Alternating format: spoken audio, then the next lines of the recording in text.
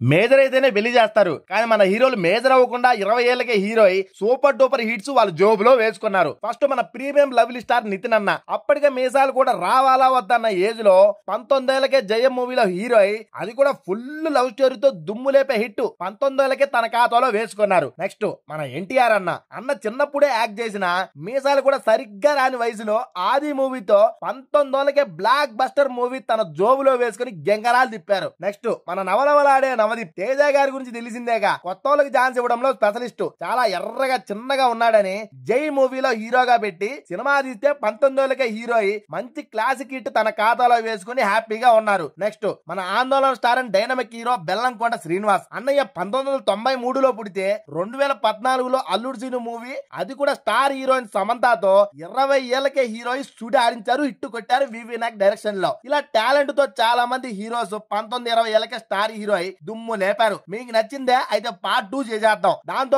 మన ఛానల్ ని సబ్స్క్రైబ్ చేసుకోండి నాయనా.